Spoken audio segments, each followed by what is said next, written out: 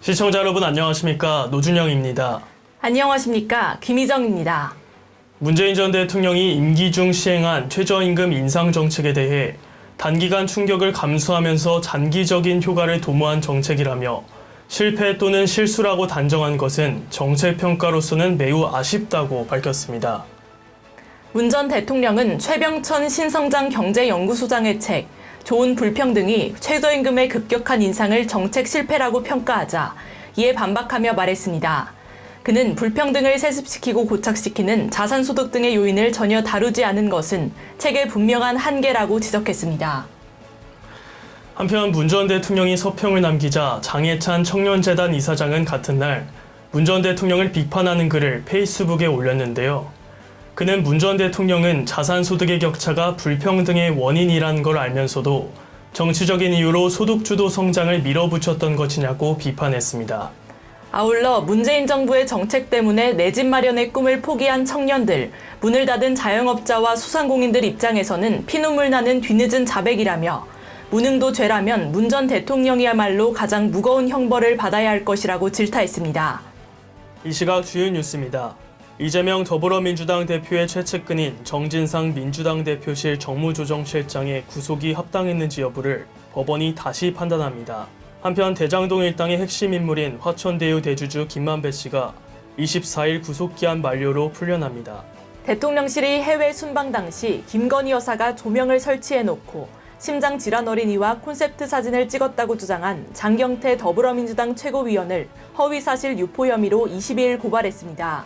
대통령실은 조명이 없었던 것은 현장 사진 등 물증에 의해 명백하고 이를 수사기관에 제출할 것이라며 외교 국익을 정면으로 침해하고 국민 권익에 직접 손해를 끼쳐 묵과하기 어렵다고 판단했다고 고발 이유를 설명했습니다.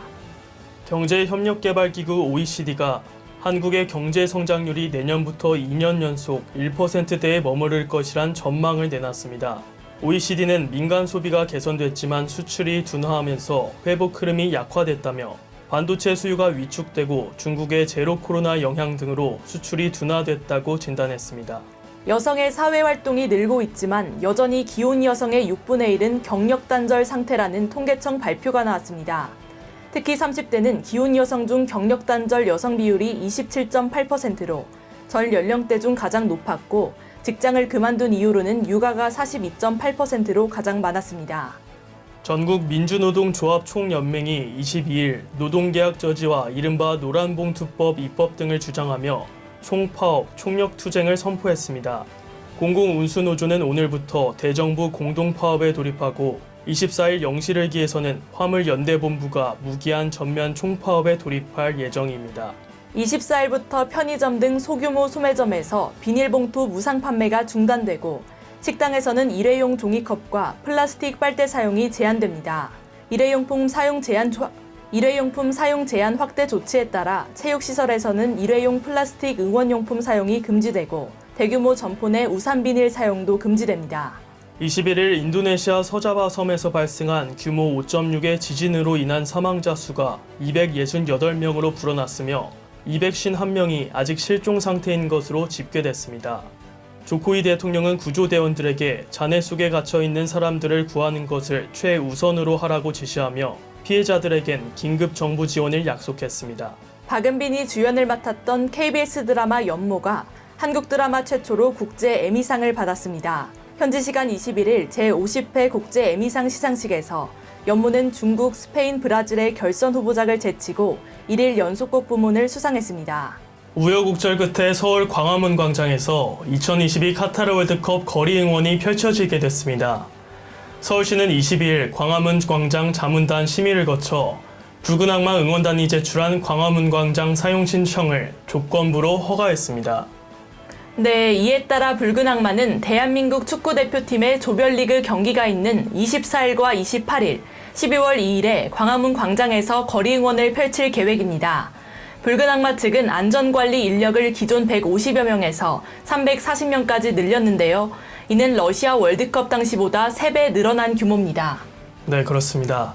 서울시는 거리 응원전이 안전하게 이뤄질 수 있도록 종합상황실을 현장에 설치하고 시와 자치구, 산하기관 등의 인력 276명을 투입해 행사장 순찰, 비상상황 대응, 인근 역사 안전관리에 나섭니다. 또 지하철과 버스 등 대중교통 운행 횟수를 늘리고 막차 시간도 연장하기로 했습니다. 이일 2차전에는 지하철 2, 3, 5호선을 다음날 오전 1시까지 총 12회 늘려 운영하고 오전 2시에 끝나는 3차전에는 운영 횟수를 30회 늘립니다. 심야버스 전 노선도 오전 2, 3시에 집중적으로 배차할 계획입니다. 이 시각 주요 뉴스였습니다. 오늘 영상이 유익했다면 구독과 좋아요를 눌러주시기 바랍니다. 지금까지 김희정, 노준영이었습니다.